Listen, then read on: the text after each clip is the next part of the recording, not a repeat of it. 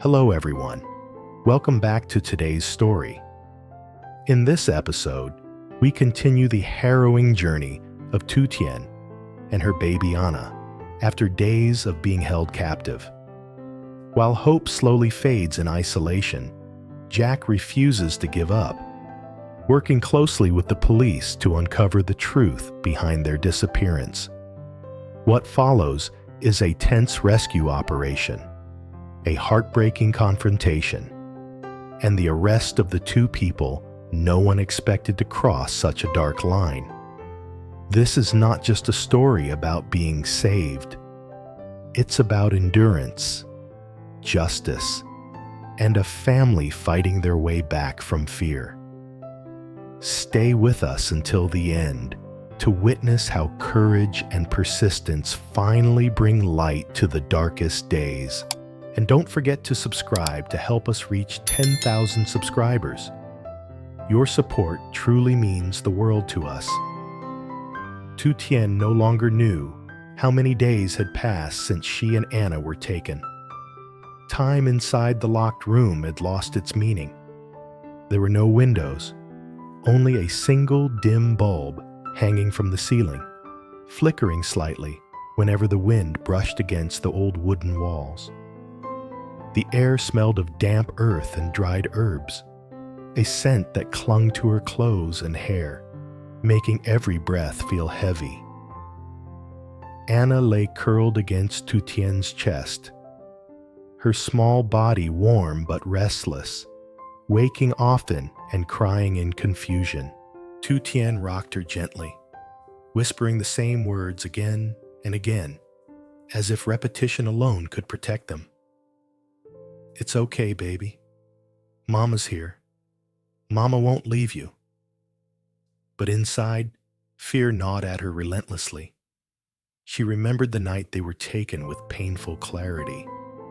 The sudden force, the familiar voice she never wanted to hear again, the cold certainty that this wasn't random. Mrs. Thuy, her former mother-in-law, had finally done what she had threatened for so long. And standing beside her that night was the last person Tu Tien expected, the traditional healer, the old woman many people trusted, the one who spoke softly and claimed to heal with compassion. That betrayal hurt almost as much as the kidnapping itself. Mrs. Thuy visited the room every day. She never raised her voice. That was what made her terrifying. She would stand near the door, arms crossed, eyes sharp and calculating, as if Tu Tien were nothing more than a problem to be erased. "You should have stayed away," Mrs. Thuy said one morning, her tone flat. "I warned you. You never listen." Tu Tien held Anna tighter. "She's your grandchild," Tu Tien said hoarsely. "How can you do this?"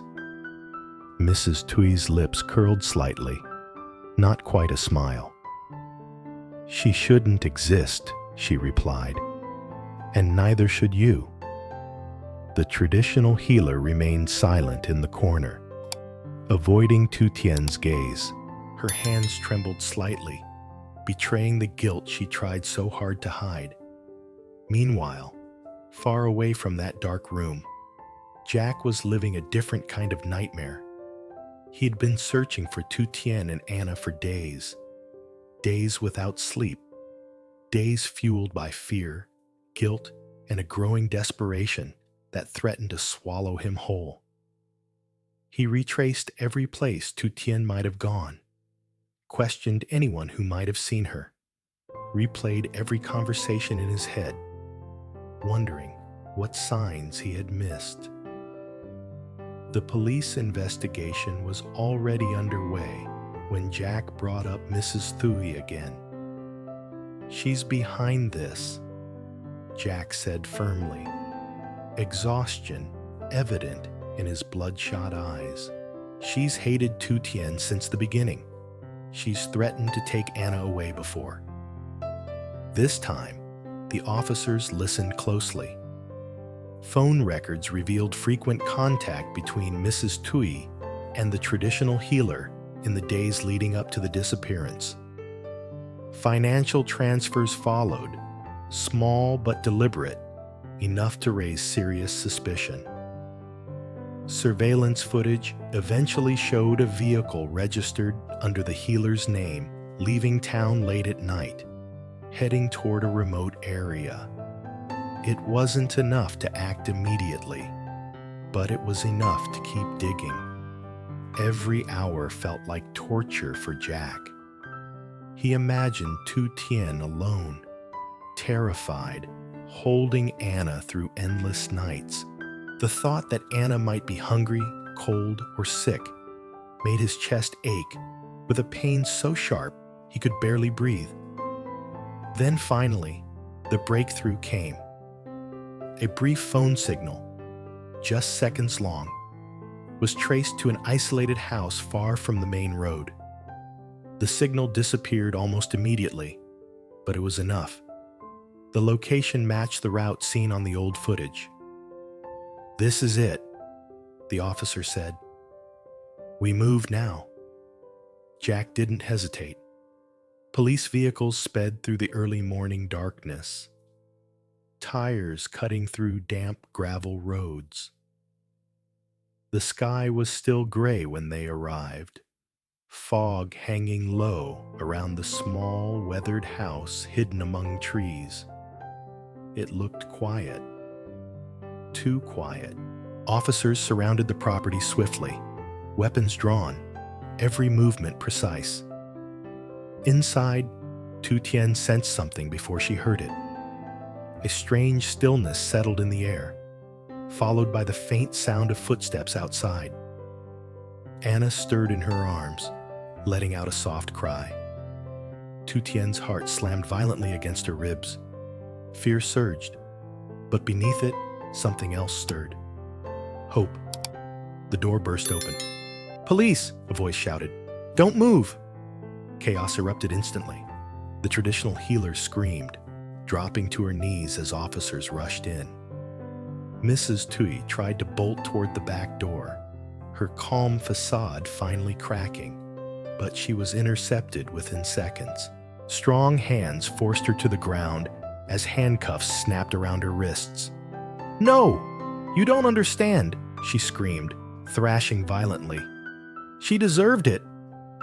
Jack pushed past the officers, his eyes scanning the room desperately. "Tu Tien!" he shouted.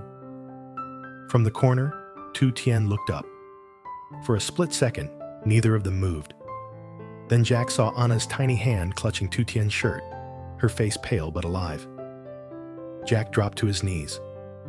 "I'm here," he said, his voice breaking as tears spilled freely. "I've got you. You're safe now." Tu Tien couldn't hold herself together anymore. Her body shook violently as she clutched Anna and sobbed, the fear she had held inside for days finally pouring out. Jack wrapped his arms around them both, holding them so tightly it was as if he could shield them from the entire world. Anna began to cry, louder this time, startled by the sudden movement. Jack gently brushed his fingers across her cheek, his touch trembling. "It's okay, sweetheart," he whispered. "Daddy's here." Behind them, officers read Mrs. Thuy her rights as she screamed in rage, her face twisted with hatred. The traditional healer said nothing, tears streaming silently down her face as she was led away in handcuffs, unable to meet Tu Tien's eyes. Tu Tien barely noticed. She was focused on the feeling of Jack's arms around her, on the steady rise and fall of his chest, on the fact that Anna was breathing calmly again. They were alive. Outside, as the suspects were placed into police vehicles, the weight of what had happened began to settle. This wasn't just a rescue. It was the end of a long, painful hunt. The truth had finally been exposed. As Tu Tien was guided out of the house, wrapped in a blanket. She looked back only once. The place where fear had trapped her for days now felt small, powerless. Jack held her hand tightly. "I'm so sorry," he said quietly. "I should have protected you better." Tu Tien shook her head, tears still falling. "You found us," she replied. "That's what matters." The road ahead was still uncertain. Trauma didn't disappear the moment the handcuffs closed. Fear didn't vanish overnight. But as the police cars drove away, carrying the two suspects who had shattered their lives, Tu Tien knew something fundamental had changed. The nightmare was over. And for the first time in days, with Anna sleeping peacefully in her arms and Jack walking beside her, Tu Tien allowed herself to believe that healing could finally begin. The police convoy left the remote area just as dawn began to break. Pale light slowly crept across the sky, revealing long stretches of empty road and silent fields. Inside one of the police vehicles, Tu Tien sat wrapped tightly in a thick blanket, her arms instinctively curled around Anna. The baby was asleep, her breathing soft and steady, unaware of how close she had come to losing everything familiar. Jack sat beside them, his posture rigid, eyes fixed forward. Even though Tu Tien and Anna were safe now, his body refused to relax. Tu Tien stared out the window, watching the scenery blur past. Trees, empty houses, narrow roads. Everything looked ordinary, almost painfully so. It was hard to reconcile this calm morning with the terror she had lived through for days. Her mind felt slow, heavy, like it was wading through deep water. Relief was there, but it came mixed with exhaustion and disbelief. When they arrived at the police station, the atmosphere shifted immediately. Officers moved with quiet urgency, guiding Mrs. Thuy and the traditional healer into separate rooms. Mrs. Thuy walked with her head held high, eyes burning with anger and stubborn pride. Even in handcuffs, she carried herself as if she were still in control. The traditional healer, by contrast, looked fragile and defeated, her steps hesitant, her face pale. Jack and Tu Tien were taken to a private room. A female officer spoke gently, offering water, giving them time to breathe. Tu Tien held Anna close, her hand resting protectively on her daughter's back, as if someone might still try to take her away. When the questioning began, Tu Tien's voice trembled at first. She described the days of confinement, the locked door, the constant fear, the way Mrs. Thuy's calm cruelty made everything feel hopeless. She spoke about Anna's cries in the night, about trying to keep her quiet out of fear that any sound might anger their captors. She talked about the traditional healer standing silently nearby, complicit, avoiding her eyes. As Tu Tien spoke, her voice grew steadier. The fear was still there, but now it was being named, acknowledged, no longer trapped inside her chest. Jack listened beside her, his jaw tight, his nails digging into his palms. Each detail felt like a wound reopening, but he forced himself to stay present. This was part of protecting them now, standing with her through the truth. Across the hall, the interrogations took very different turns. Mrs. Thuy refused to show remorse. She argued, deflected, and blamed Tu Tien for everything. She insisted it was her right, that she was fixing a mistake. But the officers calmly presented evidence after evidence. Phone records, payments, witness statements, and the undeniable fact that Tu Tien and Anna had been found locked inside a house against their will. Her anger slowly turned into silence. In the other room, the traditional healer broke down completely. She cried openly, admitting that Mrs. Thuy had approached her with money and promises. She claimed she never imagined it would become a prolonged kidnapping. Her words came too late. Fear and guilt twisted her face as she realized the weight of what she had done. By late morning, the police confirmed what Jack and Tu Tien already sensed. Both suspects were formally detained. Kidnapping charges were filed. The investigation would continue, but the danger was no longer immediate.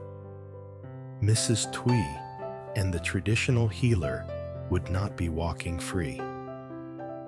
From the station, Tu Tien and Anna were taken directly to the hospital. Doctors examined Anna first.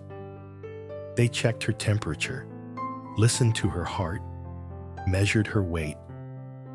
Tu Tien held her breath through every step, watching the doctor's expression with desperate intensity. When the doctor finally smiled and said Anna was healthy, just tired and slightly dehydrated, Tu Tien's knees nearly gave out. Jack caught her just in time. Tears poured freely then. Relief, exhaustion, gratitude, all spilling out at once. Jack held her tightly, his own eyes wet as he kissed the top of Anna's head, again and again, whispering words only they could hear. By evening, they finally returned home. The house felt familiar, but something had shifted. Tu Tien hesitated at the doorway, her body stiffening as memories threatened to surface. Jack noticed immediately. He squeezed her hand gently. "You're safe," he said quietly. "I'm right here." Inside, the lights were turned on in every room. Jack double-checked locks, closed windows, and stayed alert without saying a word. He understood that silence, patience, and presence mattered more than reassurance right now. That night, Anna slept deeply for the first time since the kidnapping. Tu Tien did not. She lay awake, staring at the ceiling, listening to every sound. The image of the locked door returned again and again, uninvited. At some point, Jack shifted beside her and reached for her hand, his grip firm and grounding. "You don't have to go through this alone," he murmured, half asleep. "I'm not going anywhere." The days that followed were slow and heavy. Police follow-ups, legal documents, and official statements filled the mornings. Jack attended every meeting, sat through every conversation, never leaving Tu Tien's side. The officers reassured them repeatedly that Mrs. Thuy and the traditional healer remained in custody, that there was no risk of contact. Even so, fear lingered. Tu Tien startled easily.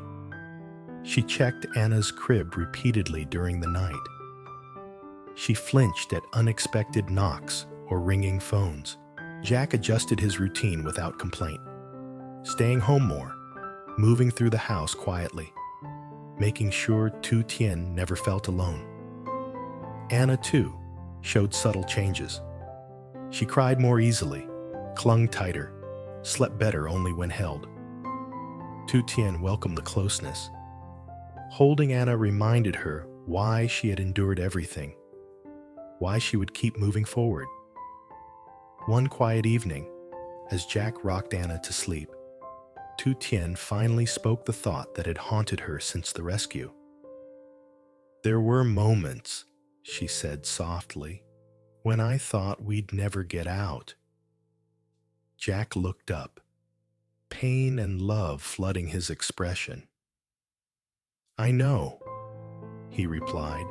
"I was terrified every second you were gone." He paused, then added quietly, but I promised myself I wouldn't stop, no matter how long it took. Tu Tien nodded, tears slipping down her cheeks. This time, they carried something different: trust, and the fragile beginning of healing. That night, she stood by Anna's crib, watching her daughter sleep peacefully. Jack came to stand behind her, resting a hand on her shoulder. "We survived," he said softly. Tu Tien leaned back against him, her voice steady despite everything she had endured. "Yes," she replied, "and we're still here." The road ahead would not be easy. Fear would take time to fade. Trust would need to be rebuilt piece by piece. But as long as they were together, Tu Tien knew they could face whatever came next.